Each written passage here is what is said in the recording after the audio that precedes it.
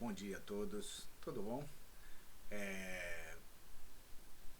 Para quem não me conhece, meu nome é Renato Mairink. A maioria, alguns aí já sei que me conhecem, já somos amigos. E nossas primeiras palavras aí antes de iniciar esse nosso bate-papo, que a gente organizou aí junto com a companheira Lúcia, é agradecer a vocês da Mocidade pelo convite, agradecer pela oportunidade, agradecer pelo bate-papo, né? É sempre bom e essa relação com os jovens é sempre interessante, que nos fazem renovar, né? Nos fazem sempre aprender. Triste do homem não consegue aprender com os mais novos, né? Os mais jovens, que sempre tem muito para ensinar. Conversando com a Lúcia, a gente se propôs a trazer esse estudo para vocês, esse bate-papo, não um estudo, né? Uma troca, onde a gente vai apresentar algumas ideias e que espero que seja útil, né? Seja útil a vocês aí no estudo de vocês da mocidade. É um estudo que está baseado lá no Livro dos Espíritos, da questão 817 a 822, que é quando Kardec e a espiritualidade nos fala sobre a igualdade de direitos entre homens e mulheres. É interessante esse estudo, principalmente atentar, antes de começar a bater um papo sobre esse assunto, que isso tudo foi escrito em 1857, né? Quando a espiritualidade nos traz as respostas que vamos ver lá para frente no livro, é importante que a gente lembre que isso foi feito em meados do século retrasado, ou seja, meados do século XIX, ou seja, ainda em uma época onde, se hoje a mulher ainda encontra dificuldades, ainda não é uma sociedade igualitária, homens e mulheres, a gente pode imaginar como era em meados do século XIX. Alguns dados é importante lembrar: mulher não votava, mulher não tinha direito à opinião, muitas não podiam trabalhar, o próprio magistério não tinha vagas para mulheres, a gente vai falar nisso mais para frente. Ou seja, a mulher era apenas uma figura ilustrativa na sociedade. A figura materna. Cuidar, zelar, né? Organizar as coisas da casa, satisfazer o homem nos seus desejos em todos os sentidos, né? Não só na substituição do papel da mãe, como também a questão da sexualidade, né? Não tem como não falarmos um pouquinho da questão da sexualidade, ou porque tanto tabu em torno da sexualidade até hoje em nossa sociedade. Parte disso a gente vai começar a refletir daqui a pouquinho, vocês vão ver durante o estudo, que a gente vai poder trazer algumas informações bem interessantes. A gente vai iniciar com essa frasezinha de Kardec, que eu acho muito bacana. Muito bacana, porque nos dias atuais ela ainda encontra dissonância, né? Como a doutrina espírita, a igualdade da mulher não é mais simples teoria especulativa. Já não é uma concessão de força à fraqueza, mas direito fundado nas próprias leis da natureza. Dando a conhecer essas leis, o Espiritismo abre a era da emancipação legal da mulher, como abre a da igualdade e da fraternidade. Paremos para pensar, vou voltar nisso, que essa frase foi dita em meados do século XIX, numa sociedade extremamente preconceituosa e limitadora da mulher. Imagina você trazer um capítulo do Livro dos Espíritos, perguntas e respostas do Livro dos Espíritos, onde diz que o homem e mulheres são iguais em seus direitos. É compreensível que não fosse tão bem aceita assim, né? Ou nada aceita assim essa teoria, porque para muitos a mulher era um ser inferior, né? E aí a gente vai entender daqui para frente o que aconteceu, né? Por que essa imagem da mulher inferior, né? A gente vai trazer, nós vamos bater um papo sobre esses tópicos a gente vai falar agora, que eu espero que seja bacana para vocês aí no estudo de vocês. A mulher na história da humanidade e na doutrina judaico-cristã, né? A história dela no papel da humanidade e principalmente na doutrina judaico-cristã, que é a que influencia em nossa sociedade e não deixa de ser o balizador e influenciador da doutrina espírita. Porque somos os primeiros, como espíritos, passamos várias e várias encarnações vinculadas a essa cultura judaico-cristã. E hoje, mesmo no Brasil, o espiritismo sofre extremas influências, né, da questão judaico-cristã, principalmente quando entra para o estudo do Evangelho. Vamos falar sobre o sexo na visão espírita. O que tem isso a ver com a igualdade de direitos entre homens e mulheres? Né? O como a sexo, e quando a gente fala em sexo, a gente fala em sexo, a prática sexual, sim, e falamos em sexo como questão de gênero, né? Para que a gente consiga entender o porquê da diferenciação entre homens e mulheres. O estudo de gênero. Essa é uma parte bem bacana do nosso estudo, do nosso bate-papo, porque quando a gente fala em estudo de gênero, é importante que a gente trouxe esse estudo, esse tópico, porque talvez vocês lembrem que há algum tempo atrás, acho que em 2018, se eu não me engano, houve uma grande polêmica até no nosso meio espírita quando saíram com a história da ideologia de gênero. Para quem não sabe, ideologia de gênero é uma invenção, né, político-religiosa para satisfazer determinados interesses que tem como grande objetivo não só atingir a figura da liberdade feminina, da igualdade de direitos, como também a questão dos homossexuais e outros assuntos mais. Foi assim que foi interpretado e surgiu essa ideia de ideologia de gênero, coisa que é inexistente porque não tem base científica. Algo para se tornar ter veracidade tem que ter base científica. E aí sim entra o estudo de gênero, que nós vamos ver que passa muito mais além do homem e mulher. Passa pela diferença, pelo preconceito racial, né? Passa pela qualquer tipo de desigualdade, e que a gente vai ver que tudo, na maioria das vezes, é fruto da cultura, fruto da sociedade onde o assunto é tratado. Vamos falar da luta da mulher pela igualdade, né? Não tem como a gente não falar, porque apesar de eu estar falando que isso são retratos de uma época do século XIX, onde a mulher não era igual, onde a mulher era um ser inferior considerado pela sociedade, nós sabemos que ainda hoje encontramos muitas dificuldades, né? Não só na área de direitos, como igualdade de valorização profissional, como a violência contra a mulher. A gente ainda está aí na liderança do feminicídio mundial, um dos países que mais mata a mulher por não respeito aos seus direitos e às suas opiniões. Vamos falar sobre isso, violência contra a mulher e seus preconceitos. E vamos, aí sim, arrematar isso com reflexões dentro do Livro dos Espíritos.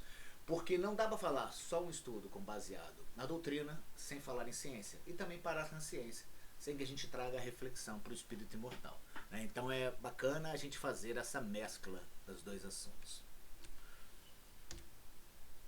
Nós vamos... Uma das perguntas que sempre ficou para mim, particularmente, para mim, Renato, particularmente, era: em que momento da história a mulher passou a ser tão desvalorizada? Por quê? Se a gente pegar historicamente, a gente vai trazer alguns exemplos agora, em culturas milenares, muito mais antigas que as influências judaico-cristã, a mulher sempre foi tratada como algo belo, como algo grande, como algo mágico, como verdadeiramente é. Né? A mulher sempre foi tratada e valorizada como algo extra especial na criação. Nós vamos trazer alguns exemplos para vocês. Beluna, deusa romana da guerra, cultura milenar, influência grega, romana, antes de toda a história que a gente vai refletir mais para frente, judaico-cristã. Afrodite, deusa grega da beleza e da sexualidade. Atena, deusa grega da sabedoria. Nefertiti, esposa do faraó Amenófis IV. Algumas pessoas vão falar assim: ah, mas ela não era deusa? Sim, mas as línguas egípcias dizem que quem mandava em tudo, como até hoje, era ela. Né? O faraó só atendia o que Nefertiti queria que fosse feito. Isis, deusa egípcia. Kali, uma deusa hindu, a mãe do mundo na concepção hindu. Amaterasu, deusa japonesa do sol. E Kailit, deusa celta. Ou seja, alguns exemplos, tem muitos mais, de representatividades femininas em culturas milenares, muito mais antigas do que as que nos influenciam a sociedade hoje, né, a cultura judaico-cristã, e eram tratados com essa grandiosidade, como deusas, como rainhas, como consultoras, como aquelas que deliberavam, que orientavam, que instruíam, que determinavam tudo numa sociedade milenar muito mais antiga que a nossa. E por que em algum momento, em que momento, essa é a pergunta, na história da humanidade, isso se perdeu? Em que momento na história da influência que nós temos cultural isso se perdeu? Nós temos na figura judaico-cristã duas mulheres. Duas mulheres que são referências. Eva, símbolo do pecado. A responsável por todos os problemas da humanidade. Existia um paraíso, homem e mulher. Mas a mulher foi a responsável por tirar o homem, fazer com que o homem perdesse esse paraíso. Essa é a primeira simbologia da mulher na cultura judaico-cristã. Criação. Logo no início da criação, a mulher bagunçou o coreto de tudo. Ou seja, nós, pobres, mortais homens, pagamos os pecados de uma mulher que resolveu fazer as coisas do jeito dela, né? Comer a tal fruto proibido. Eu até brinco que se fosse para comer um fruto proibido, já que é para pecar e perder o paraíso, não perderia com uma maçã, perderia com uma jaca ou com uma melancia, porque valeria mais a pena, né? E o outro símbolo, os dois símbolos, Maria, a mãe de Jesus, aquela que foi escolhida, segundo a cultura judaico-cristã, para gerar o Filho de Deus que viria à Terra. E aí eu não vou nem entrar no estudo aí de como foi feita essa geração, que isso é polêmico, né? Mas que acreditando e conhecendo a figura de Jesus e de Deus, e que em momento algum derrogou as suas leis, né, na vinda do seu Filho, por que não Jesus ser gerado como todos, fruto de uma relação sexual e fruto de uma gestação normal, como a de todo mundo. Ou seja, temos Eva, a símbolo do pecado, a responsável por toda a queda e todas as dificuldades da história, e que até aí foi a base total da cultura judaico-cristã, para Maria, símbolo da virtude. Mãe do Cristo concebido sem pecado. Como diz, sem sexo. Né? Maria, aquela pessoa pura, uma criança que foi dada em casamento pela cultura daquele povo, com 15 anos para José, que era um homem bem mais velho, e que recebe uma visita de um anjo de que vai receber, que hoje a gente poderia entrar aí e aí discutir a mediunidade de Maria, que recebeu através de um espírito a mensagem de que geraria o mestre Nazareno. Ou seja, duas figuras totalmente opostas, uma símbolo de pecado, outra símbolo de virtude. Parece pouco, mas é essa mistura que deixa claro todo o conceito desvalorizador da figura feminina. Porque aqui no meio, entre elas, Eva e Maria, estão todas as outras pessoas da sociedade, principalmente as outras mulheres. Aqui está. Existe a mulher pecadora, a mulher perfeita, e o resto da humanidade está no meio. O resto das mulheres estão no meio. E por isso você consegue entender uma sociedade que discrimina tanto até hoje a figura feminina. Nem vou entrar nos méritos das sociedades do Oriente Médio, onde a mulher até hoje é submissa, anda atrás do marido, jamais de mão dada, com rostos cobertos por burcas, e ainda podem ser apedrejadas em caso de adultério em comunidades mais ortodoxas, mais antigas, ainda com preceitos bem antigos no Oriente Médio. Ainda podem vir a ser apedrejadas por um adultério que ninguém comete sozinho.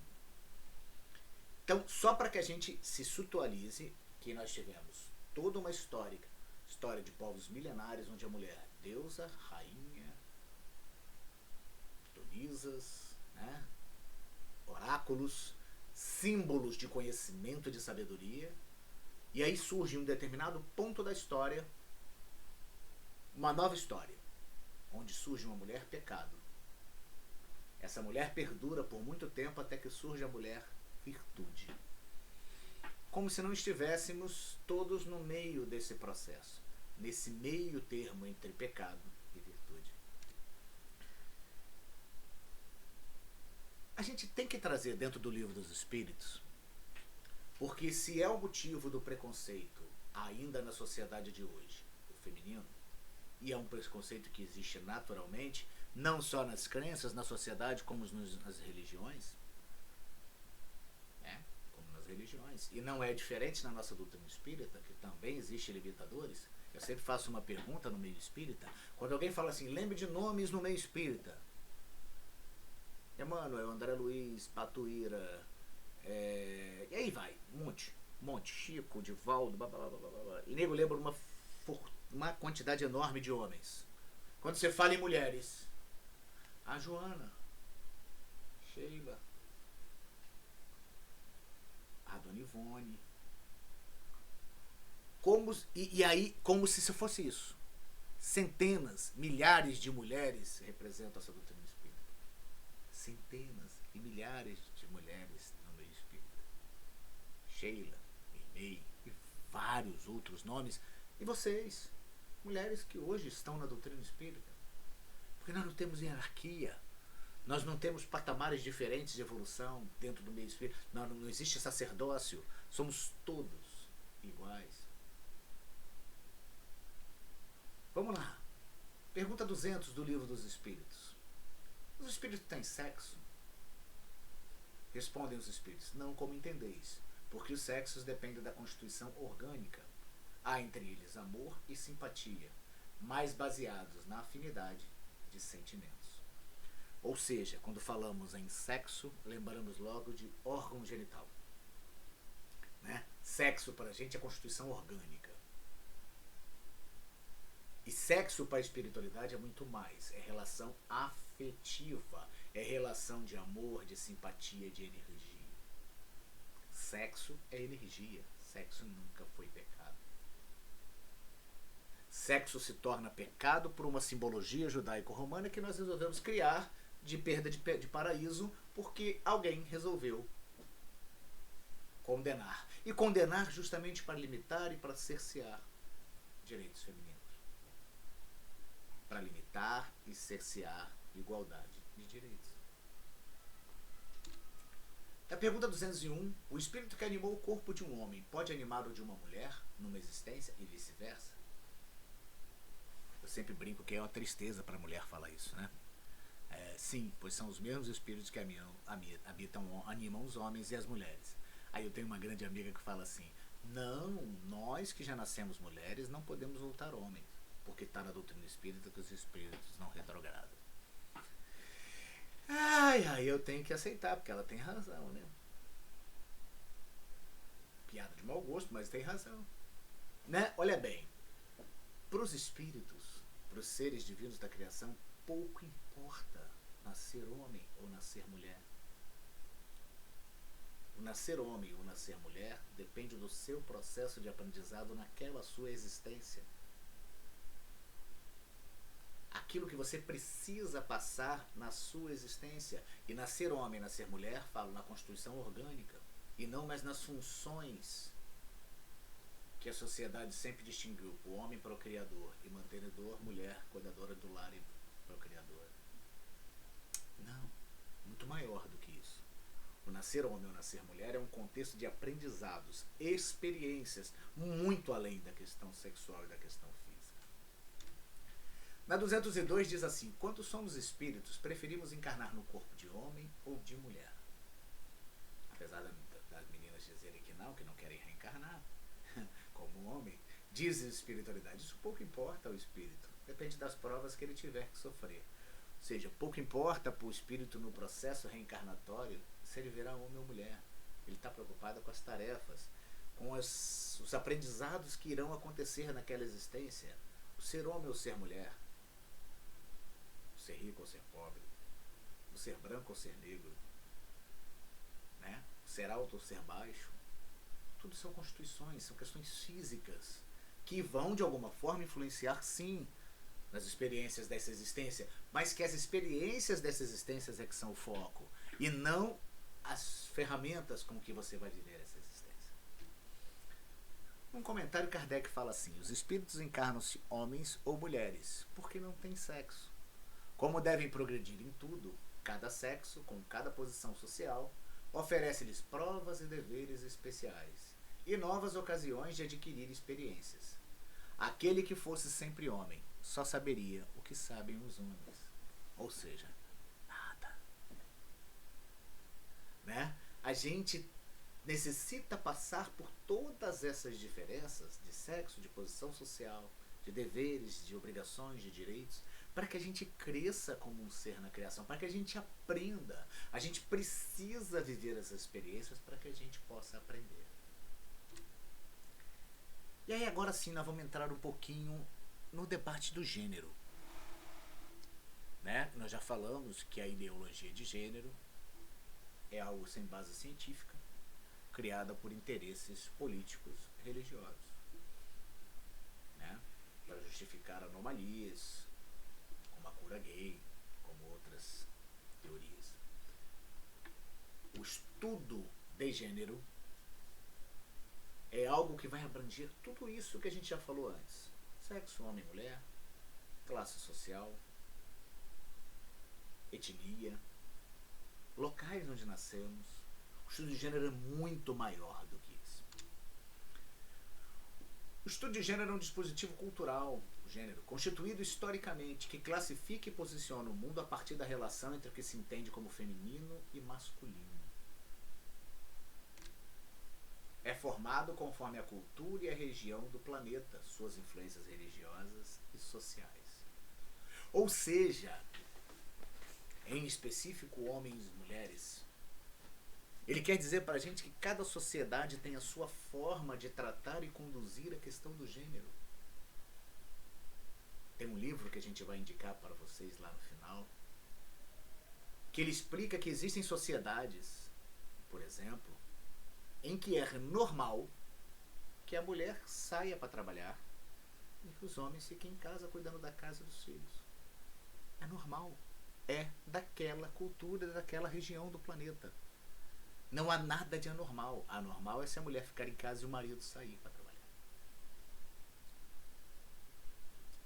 É anormal em um lugar, não é anormal no outro. O que uma cultura julga interessante, vamos falar pelo momento, né? Nossa sociedade adora dizer nesse momento: ah, mas também esse vírus surgiu porque lá na China se come morcego, se come rato. É cultural. Nós comemos gado, nós comemos frango. E para o indiano, a vaca é um animal sagrado, jamais se chega perto. Olha que interessante, como é que é cultural.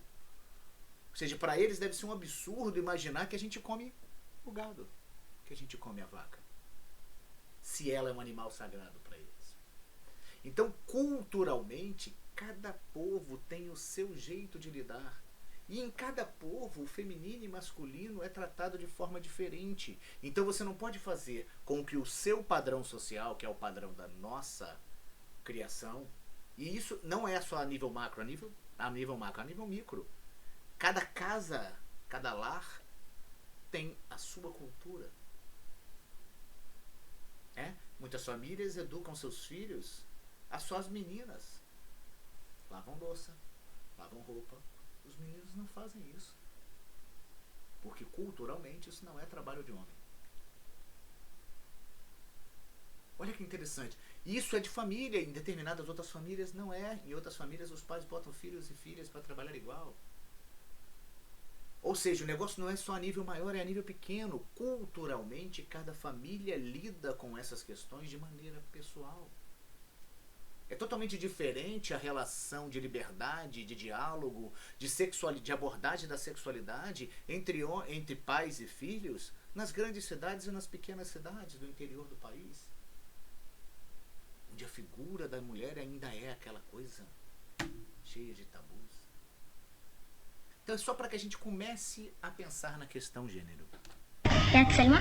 Nós vamos botar esse videozinho, eu até apertei antes. Talvez vocês já tenham visto esse vídeo e podem refletir novamente sobre ele.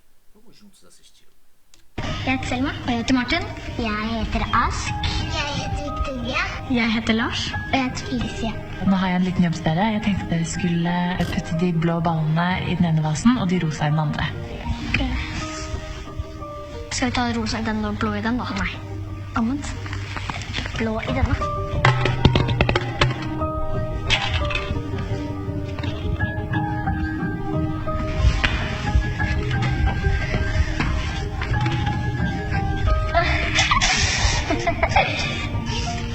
Men nå skal dere få belønningen deres.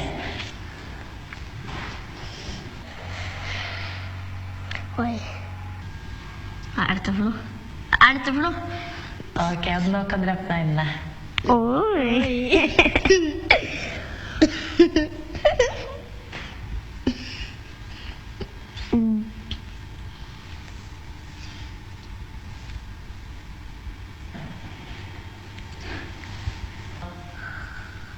Hva? Jeg fikk smell. Molly, grunnen til at du har fått mindre enn Thomas, det er faktisk fordi du er jente. Det er kjemperart. Det er ikke bra. Det er skikkelig urettferdig. Hva tenker du, Felicia? Vi har jobbet helt likt, og så får vi ikke det samme. Vi var like flinke, og vi burde få like mye. Hvorfor det? Fordi ellers så blir det urettferdig. Det er liksom ikke forskjell på jente og gutt, da. Jeg tenker at det er feil. Hvorfor er det feil? Jenter er ikke mindre verdt enn gutter. Det har ikke noe å si hvis man er gutt eller jente.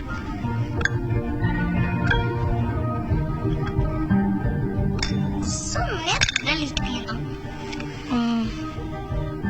Nei. Nå har vi litt mer.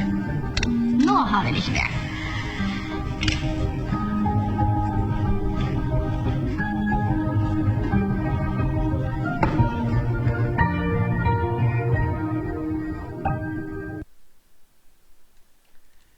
O mais interessante desse vídeo é mostrar como a criança consegue perceber quando é tratada de maneira desigual. E muitas vezes nós, como adultos, não somos mais capazes de perceber isso. Quantas vezes a gente percebe, e aí vai muito da influência da sociedade que você é criada, na família que você foi criada, como você foi educado, de saber que existe igualdade em tudo. Porque muitas vezes a pessoa já chega no nível da vida adulta e ainda continua se achando inferior ao outro, porque cresceu com esse conceito. E a criança bem pequena consegue perceber, poxa, por que eu estou sendo tratado desigual? E é interessante que você percebe que tanto as meninas ficam indignadas, demonstram indignação pela desigualdade, quanto os meninos se sentem envergonhados porque por que eu recebi mais? Outro detalhe que chama atenção, a primeira duplazinha, a menina fala assim, o menino fala para a menina, eu pego as rosas, você pega as azuis aqui, rosa ali. Ou seja, o menino buscou as bolinhas rosas, a menina buscou as bolinhas azuis, sem que a cor significasse nada para eles. Né? Ainda sou de uma geração que foi criado azul menino, rosa menina. Eu fui comprar minha primeira camisa rosa já com quase 30 anos de idade. Porque até ali não era... E aí você fala assim, você pensava nisso? Não, eu não pensava, mas era intrínseco. Estava dentro do pensamento já. Isso eu já carregava comigo por uma educação de uma geração. Até o dia que eu rompi com isso, falei, não, vou usar uma camisa rosa. Qual o problema? Qual o problema? Mas até que eu conseguisse romper com isso, vai um tempo. Vai um processo Imagina, você cresce numa sociedade ouvindo a desigualdade como um todo sempre. A sociedade que usa termos no seu dia a dia que desigualam homens e mulheres. Eu vou trazer uns agora. Conceitos e preconceitos. Termos que a gente coloca no nosso dia a dia e que a gente não percebe. Muitas vezes as mulheres colocam para outras mulheres e homens para homens. Não sempre de homens para mulheres. Muitas vezes de mulheres para mulheres. Conceitos que significam hierarquia, poder, valorização e também desvalorização. Quem já não viu isso? Ele corre que nem menina. A gente usa esse termo de forma negativa e desqualificando. Como se o menino não fosse capaz, e como ele não é capaz de atingir determinados objetivos, ele é frágil igual uma menina. Ou seja, ele corre igual um menino, ele não tem a capacidade de correr igual um menino. Olha só, como a gente percebe isso, e aí é de homem para homem. É usado em tom de conotação de desvalorização. E quem já não ouviu isso? Nossa, ela trabalha duro que nem homem. Usado de forma positiva e valorização. Ou seja, o homem, quando olha uma mulher que produz, que trabalha no dia a dia, que mostra toda a sua capacidade igualitária, com certeza, de homens e mulheres, vou até dizer mais, são melhores. O homem diz assim, nossa, essa aí trabalha duro, hein, igual homem. Trabalha bem. Nem parece que é mulher. Frases que são planejadas, programadas e que nossos cérebros vão assimilando e vão virando normais em nossos pensamentos. Nós começamos a repeti-las sem parar para perceber. Sem parar para perceber. E assim tem várias outras que vocês devem estar lembrando nesse exato momento. A gente separou aqui um pequenininho, a gente vai falar rápido, porque o tempo a gente sabe que é curto, sobre a história do magistério no Brasil. A gente foi pesquisar sobre isso, e eu mesmo não sabia disso. No Brasil, até final do século XIX, apenas homens davam aula. Mulheres não eram permitidos dar aula no país. Mulher era para ficar em casa. Com a industrialização, com o tempo das indústrias, precisou-se de mão de obra qualificada dentro das empresas, dentro das fábricas. E aí o homem foi tirado da sala de aula porque ele precisava ser qualificado. Por ser qualificado, ele tinha que estar nas empresas. E aí, quem dava aula? Vamos buscar as mulheres. Então, abre esse espaço para que as mulheres entrem no magistério. Só que aí vem as desigualdades. A mulher ganhava muito menos. Para te falar a verdade, no início da mulher no magistério, a mulher não recebia salário, ela recebia ajuda de custo. E por quê? Porque elas eram sustentadas pelos maridos, não precisavam ganhar salário. Era quase que um trabalho voluntário para a sociedade.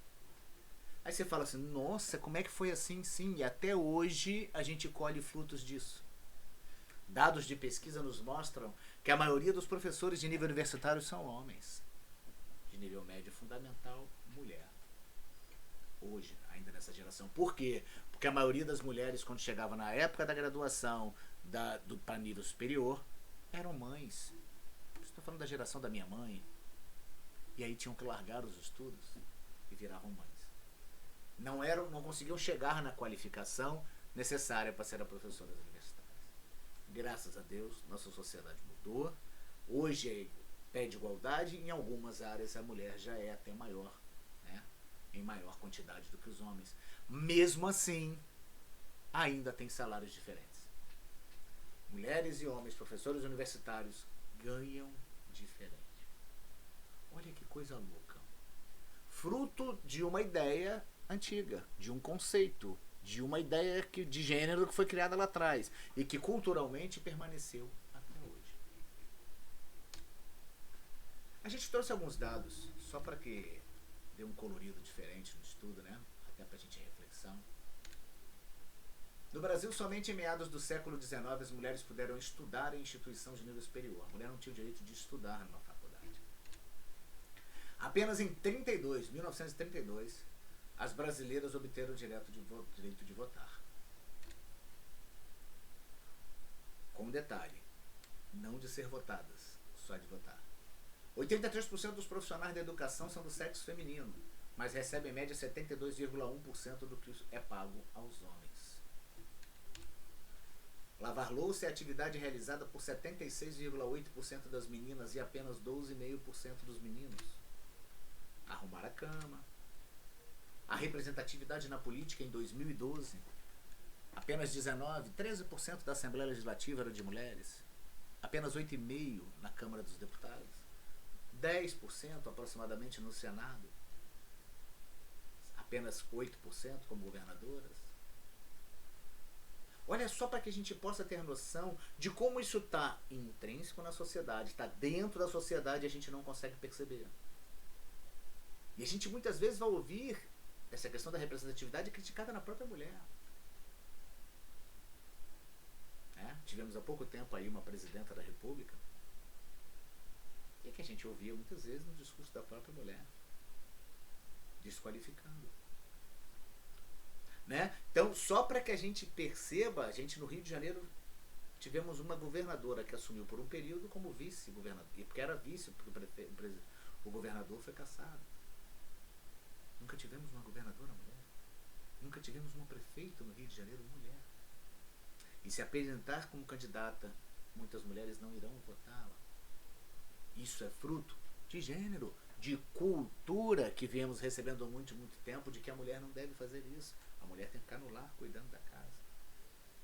E a gente bota aí um pouquinho, da Lei Maria da Penha, que fala sobre violência contra a mulher. Como disse, o Brasil é recordista em violência contra a mulher, em feminicídio.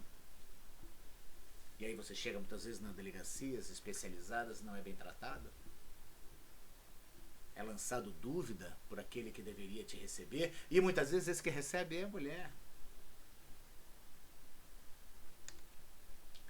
Analisando a nossa sociedade, a gente trouxe pra gente aqui uma pesquisa da fonte da CIPS, Sistema de Indicadores de Percepção Social, em janeiro de 2017. São assustadoras para mim. Espero que cada um conclua. Em uma pergunta feita por eles, na briga entre marido e mulher, não se mete a colher? Concordam totalmente com isso? Ou não sabem opinar? 88,9% da sociedade. Discordam disso apenas 11,1%. Ou seja, quase 90% da nossa sociedade acha que em briga de marido e mulher, que normalmente a gente sabe, pela força física, termina com uma agressividade brutal do homem contra a mulher, não se mete a colher. E por isso, tanto feminicídio no país, porque a mulher está sendo agredida ao seu lado e as pessoas não se metem. Roupa suja deve ser lavada em casa. Concorda plenamente com isso 93,7% das pessoas. Discordam apenas 6,3%. Ou seja, as pessoas acham que aquilo que está acontecendo, aquele ato de agressividade, é deles lá, deixa eles lá. Não vou me meter nisso não, porque eu não tenho nada a ver com isso. Olha isso. Mulheres que usam roupa que mostram o corpo merecem ser atacadas. Estupradas. Corrigindo a palavra, porque na pesquisa eles não vão usar essa palavra. 41,6% concordam ou não quiseram opinar. Discorda 58,4%. Dados assustadores. 42% aproximadamente da população concorda com essa possibilidade. E quem nunca ouviu isso? Quem nunca ouviu isso? Do seu vizinho, do seu parente, mas também com uma roupa curta dessa, com uma blusa decotada dessa. O corpo é seu. Você usa o que quer, da forma que quer, e ninguém tem nada a ver com isso. Nisso, em momento algum, lhe dar o direito de agredir, de violentar, de estuprar. Isso é matéria de estudo de gênero,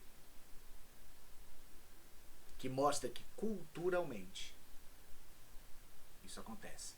Nesse livro que a gente vai citar no final, traz uma pergunta interessante. Se a roupa curta é o motivo do estupro, por que entre tribos indígenas, onde praticamente não se usa roupa, não se tem registros de estupro? Pelo menos por parte de índios. Tem estupros por parte do homem branco.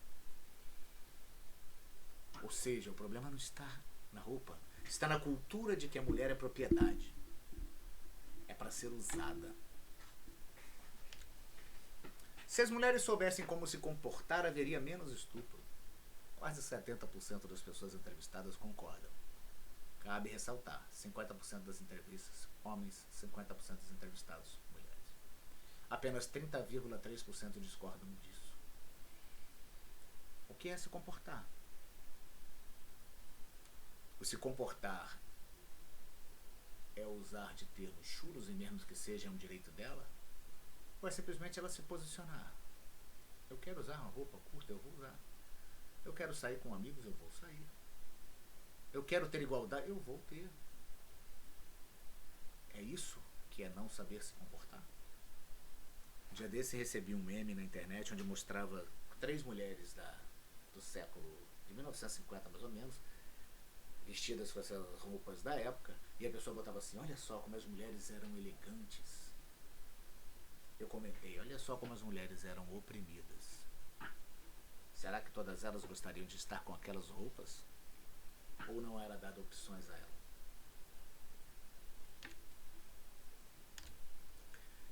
Vamos entrar agora para finalizar nas perguntas dos livros dos Espíritos. A 817. São iguais perante Deus o homem e a mulher e têm os mesmos direitos? Resposta dos Espíritos. Não outorgou Deus a ambos a inteligência do bem e do mal e a faculdade de progredir? Olha que resposta da espiritualidade. Que Kardec vivia numa sociedade desigual. Kardec vivia numa sociedade onde ainda a mulher era o ser oprimido. Kardec viveu em sociedades que ainda tinha escravidão. E a espiritualidade responde: não outorgou Deus a ambos a inteligência do bem e do mal e a faculdade de progredir? Ou seja, não deu a eles todas as mesmas capacidades? 818, ele pergunta onde provém a inferioridade moral que da mulher em certos países. Moral, a gente pode trocar para cultural. De onde provém a inferioridade cultural que se tem de que a mulher é um ser inferior em certos países? Do predomínio injusto e cruel que sobre ela assumiu o homem. É resultado das instituições sociais, olha lá o estudo de gênero, e do abuso da força sobre a fraqueza. Entre homens moralmente pouco adiantados, a força faz o direito. Olha a resposta da espiritualidade. Ou seja, é resultado de questões culturais que vão sendo implantadas e vão se tornando naturais. E o abuso da força física que o homem muitas vezes tem sobre a mulher. Na questão 819, com que fim mais fraca fisicamente do que o homem é a mulher? Antes de entrar na resposta, a gente precisa entender que conceitos são conceitos de 1857. Uma outra sociedade, uma sociedade europeia, ainda por cima. A gente não fala de uma sociedade igual o semiárido nordestino no Brasil, onde a mulher caminha quilômetros e quilômetros com 2 latas nos ombros pesadíssimas, onde fisicamente ela não demonstra nenhuma diferença em capacidade do que o homem. Ainda é uma sociedade que trata a mulher como ser fraco. Para lhe determinar funções especiais, ao homem, por ser o mais forte, os trabalhos rudes, à mulher, os trabalhos leves. A ambos o dever de se ajudarem mutuamente a suportar as provas de uma vida cheia de amargor. Hoje a nossa sociedade está tentando entender o que é o dever de ajudarem-se mutuamente. E hoje sim, homens e mulheres fazem tudo igualmente. Mulheres hoje trabalham em qualquer atividade, não existe, graças a Deus, mais nenhuma segregação. E se ainda existe, existe pelo contratante, que ainda bota limitações na mulher. Mas igual. Ainda a figura de que o homem era o forte, era o provedor, e a mulher aquela que ficava em casa, a carinhosa e a ternura. Podemos conciliar os dois. Podemos ter força e ternura juntos. Talvez a sociedade fique muito melhor. Comentário de Kardec. Deus apropriou a organização de cada ser as funções que lhe coube desempenhar. Tendo dado à mulher menor força física, deu-lhe ao mesmo tempo maior sensibilidade, em relação com a delicadeza das funções maternais e com a fraqueza dos seres confiados aos seus cuidados. Ou seja, tudo tem um porquê na criação. É dada à mulher uma sensibilidade muito maior para que ela cuide daquele ser. Mas nada impede que um homem eu conheço alguns e talvez vocês conheçam, homens que executam as funções ditas femininas com grande prazer e com grandes resultados. Porque a sensibilidade e a delicadeza que ele fala ali, as funções maternais, quem traz é o espírito, não é a tua estrutura física, não é o corpo físico, quem traz isso é o espírito. Na 821, as funções a que a mulher é destinada pela natureza terão importância tão grande quanto as deferidas ao homem. A gente percebe que mesmo, a gente não pode esquecer que Kardec é fruto de uma sociedade, é fruto de uma cultura, é fruto de um estudo de gênero. Ele sofria a influência da sua geração. E aí fazia as perguntas frutos da sua geração. Sim, maior até, é ela quem dá as primeiras noções de vida. Né? As funções do espírito feminino têm mais capacidade e têm as suas funções de dar as noções de vida, de acalentar um ser que está sendo gerado dentro dela. Mas isso nada tem a ver com homem e mulher, tem a ver com o espírito. Sendo iguais perante a lei de Deus, devem os homens ser iguais também perante as leis humanas?